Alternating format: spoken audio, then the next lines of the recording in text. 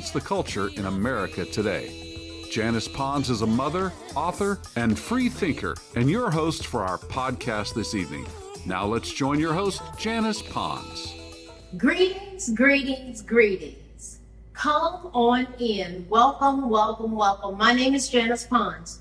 I am the host on this podcast, From Destruction to Dignity, Clinical Perspective, Spiritual Truths. Tonight, we're going to continue our journey as we the people. We've been focused on establishing a clear path of understanding regarding our nation and how it's structured and how it's supposed to work.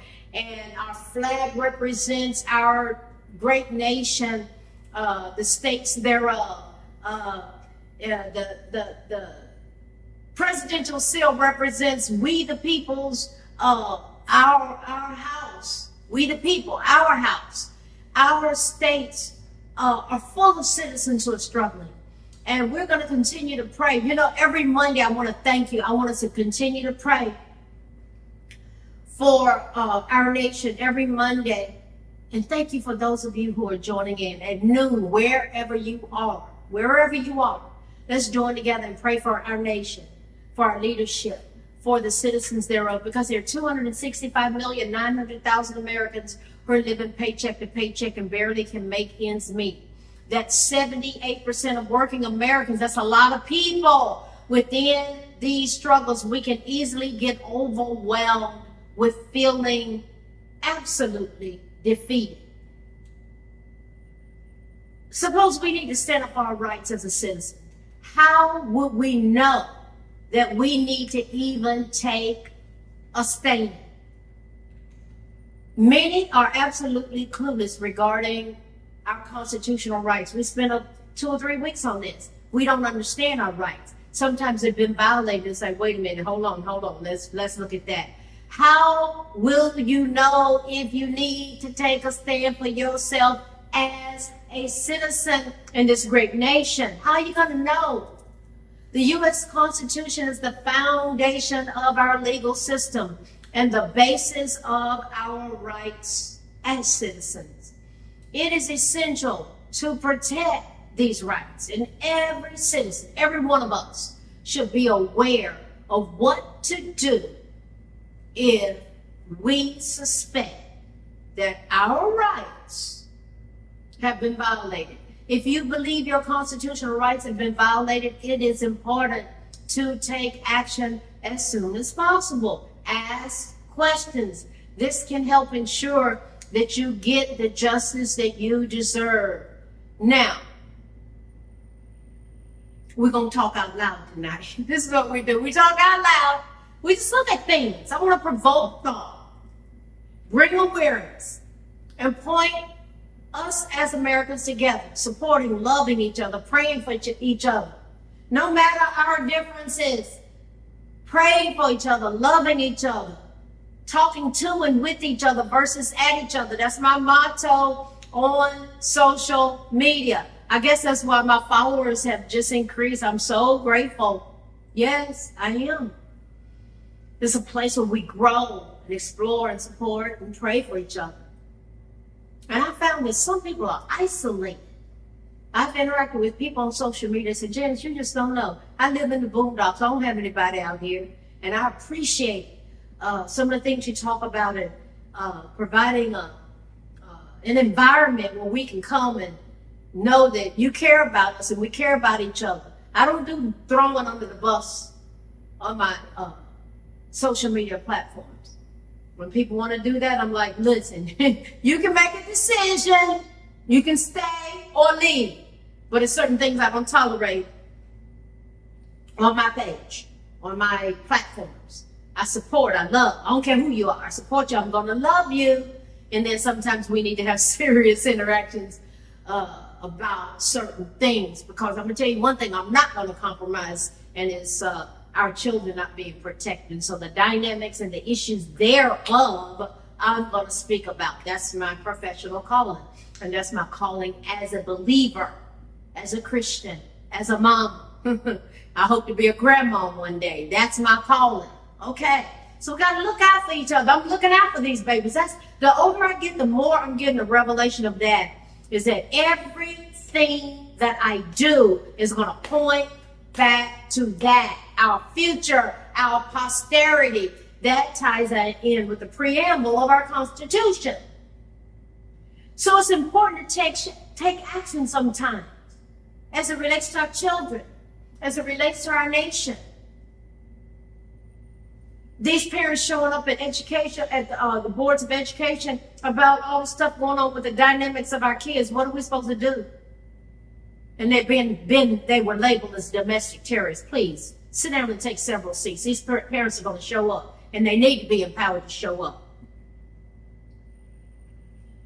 How do we get the justice that we deserve? We're going to look at how you can protect your rights and to seek help if you think that you have been violated. Your rights have been violated. First of all, you got to know your rights. The first step to protecting your constitutional rights is to know what they are. The U.S. Constitution outlines the fundamental rights of citizens, including the right to free speech, the right to bear arms, the right to a fair trial. It's important to understand these rights and to be aware of any changes or updates to the law. You got to read, you got to research, you got to ask questions. And then sometimes you get to a point where you're going to contact the lawyer.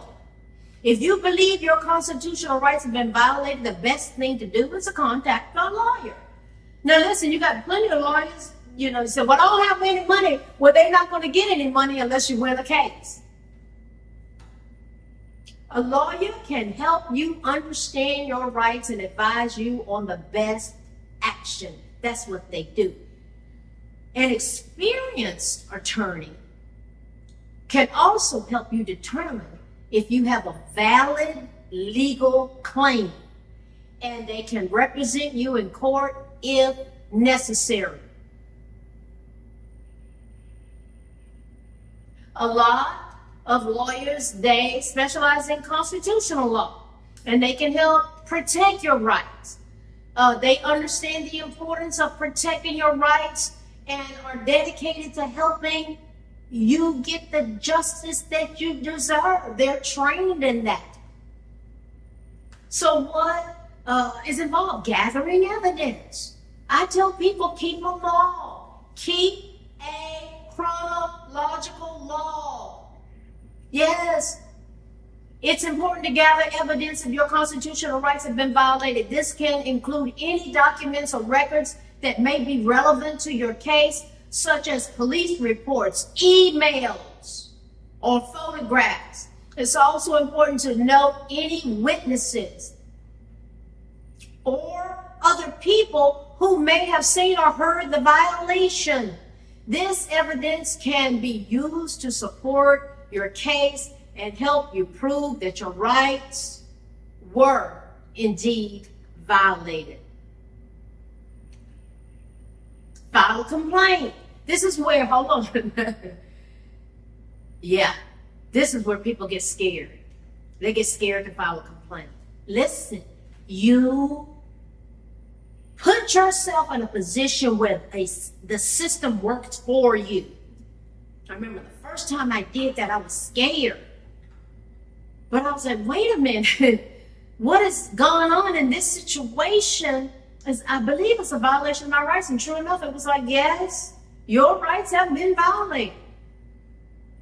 So you sit down and you count the costs. Then you count the costs and know that patience is required as you allow the system to work for you. So you document what's going on. I was in a situation, I'm not going to get into the particulars of it, but God said you need to keep a log of what's going on. I had this chronological log, and as that situation progressed to a certain point, I was asked a specific question because I knew what had gone on in that situation where a lot had been violated. Not only mine, but boy, serious stuff. And I'm going, wow, I kept a log of it. God said, keep a log. And so when it came time at a particular point of what was unfolding for accountability, yeah, I pulled out my log. They asked me a very pertinent, specific question, and I pulled out my log. And I said, on such and such a date, such and such, so and so. And they were like, what is it you have? I said, it's my log. Who wrote that? I said, I did. I wrote the log. I kept a log of everything that was going on because it got that vibe. Let me tell you what, they started scattering like roaches. They started literally physically running around the room because they knew that I had a chronological log of a long list of violations that was organizational. It was just, they had broken the law. And so you just have to go, wait a minute. Then, when these rights are violated, it's a violation of the law. And so you got to get at peace and go, God, you have got to help me walk this out. And there are people that are trained that can help you do it. And so filing a complaint is your right as a citizen of this great nation. There are systems of grievances that are in place to help you. And so a lot of people want you to cuss somebody out and turn some tables over and say, and they're gonna go, see how they act? Last thing you need to do, keep your cool, stay professional, stay calm, keep a chronological log and find out what your options are. File a complaint. Depending on the nature of the violation, you may need to file a complaint with. You may need to follow with the police department. It gives a record of it. The court system, it gives a record of it. Or the federal government, that's a record of it. The EEOC, the Equal Employment Opportunity Commission, it's a record of it. It's easy to find. You go right online, EEOC. Check these things out, read. It's important to provide as much information as possible. The questions are set up and structured in a way that they're going to get the information to determine if you got a case. This includes any evidence that you've gathered. It's important to gather evidence. Yes, it is. Then you determine if you're going to seek legal representation. These are important, mature, adult-like decisions. An experienced attorney can help you understand your rights and advise you on the best course of action if your constitutional rights have been violated. They can also help you gather evidence. You file a complaint, and they can help you file the complaint. They can represent you in court if necessary. There are people that understand their training, their livelihood is in protecting your rights. And they're dedicated to helping you get the justice that you deserve. One of the biggest challenges that a lot of people have is even knowing how to stand up for themselves. From a clinical perspective, we're going to look at that. What are self-advocacy skills? You know, I'm always talking about strategy, skills, and tools. The therapeutic process is providing a structure where you put a language to it. You put a language to it, and you name and explain, and you process and you metabolize strategies, skills, and tools. What is a skill? A skill is something you do to be able to address an issue, to solve a problem. So when we're talking about these types of things and violation of rights and constitutional rights, self-advocacy skills is pertinent. It's at the core of it. Self-advocacy skills are the essential abilities required to effectively communicate needs, desires, and rights. Your needs, your desires, and your rights, and to foster greater independence and self-determination. These skills encompass a range of competencies that together they empower us as individuals, as citizens, to navigate personal, educational, professional, and social landscapes more effectively. That we got to have a structured way to approach these things. Now, what do we need to consider when we're talking about self-advocacy? Self-advocacy. This is new territory for a lot of people. Now, self-awareness. This involves recognizing your strengths, your weaknesses, your preferences, and your values. By understanding those types of factors, you can better identify your needs and the best way to address them. We're talking about operating at levels of maturity that some may be clueless about. This is why you need to have a support system. You need to have friends. You need to have healthy people. This is why the therapeutic process can be helpful, where you sort these things out. It's structured. Support groups, sponsors can help you talk these things out. Writing, journaling. Yeah. Being assertive is another tool for self-advocacy. It's a critical skill that helps effectively convey your thoughts and your needs clearly and confidently without aggression or passivity. Passivities mean you just shut down. You don't say anything. You just kind of go along to get along. No. Assertiveness is a skill that ensures that your voice is heard and that your voice is respected in various interactions. Yes, I've learned to master that. Then there's effective communication. We're talking about self-advocacy. Effective communication, not cussing, not yelling. Effective communication is using verbal and nonverbal communication that can help to convey messages accurately and make sure responses are understood. Good communication, it involves active listening, which means paying full attention to whoever is speaking, understanding their message, and responding thoughtfully. What if we teach our children how to do this?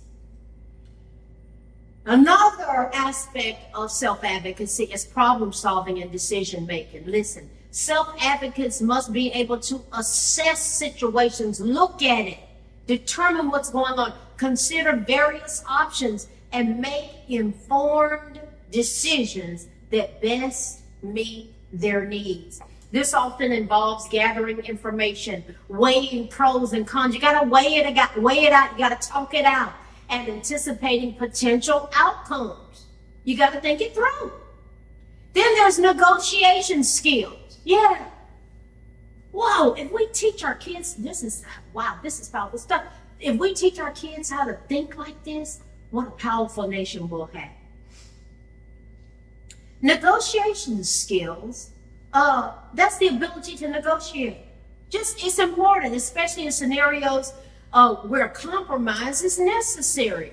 Being able to negotiate effectively means finding mutually beneficial solutions while still advocating for one's own needs and interests.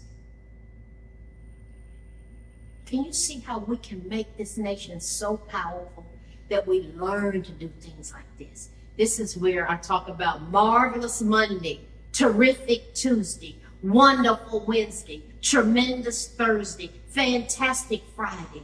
What if as a nation we honed in on a particular skill on a particular day? And that's what we talk about at our dinner table, or that's what we kind of rehearse before we send the kids out to school, or before they go to bed at night. Can we structure America for greatness around these types of flows, these types of presentations? That this is how we think, this is how we talk. We're going to have our individuality, but we're going to be empowered as a nation. I saw a video of little kids in China, and what they were doing. Listen, you're talking about structure, and those little boys, being such gentlemen to those little 3 and 4-year-old girls. They are very intentional. Yeah, we've gotten away from so much in our nation that made us have manners and structure and respect and dignity. Another aspect of self-advocacy is resilience. Resilience. Resilience and persistence are key. Self-advocacy often involves overcoming obstacles and facing resistance. You got to face it. It's the ability to stay focused on one's goals, maintain motivation, and adapt to challenges, which is absolutely vital for effective self-advocacy. Yeah, listen, I love talking about this kind of stuff because this is how we empower each other as one nation under God, indivisible with liberty and justice for all. All I want to do is to love and support my fellow Americans as we provoke thought, bring awareness, and look at pointing each other, supporting each other towards intervention. It's going to look different ways. But I tell you, one thing that's going to be involved in it is self-advocacy. Oh, yeah. We're going to look at our rights, empower each other with those rights. Yes, these are wonderful things as we flow together as one. That's what forming a more perfect union means. That's in our preamble of our Constitution. Forming a more perfect union, which simply means we are flowing together as one. As we go together from destruction to dignity, clinical perspectives, spiritual truths. You know me, I love America. I love you. Even if you don't agree with me, I love you. You know why? I respect you as my fellow American. Listen, let's keep showing up. Remember, we're going somewhere. And it's expecting us when we get there. I am excited about our nation because I'm excited about you. I'm excited about me. I'm excited about God. I'm excited about our future because we're still here. That means God's not done with America. Why? We are still here. Listen, I will see you next week. I appreciate you joining in. God bless you. See you next week and good night. Thanks for listening to this week's episode of From Destruction to Dignity with Janice Pons. Janice's mission is to provoke thought, bring awareness, and point people towards intervention when needed. As a reminder, this show is not therapy, but for educational purposes only. For more information, check out JanicePons.com or follow her on social media. We are one power, strength is ours, liberty, been set free, education, affirmation, dedication, information, revelation.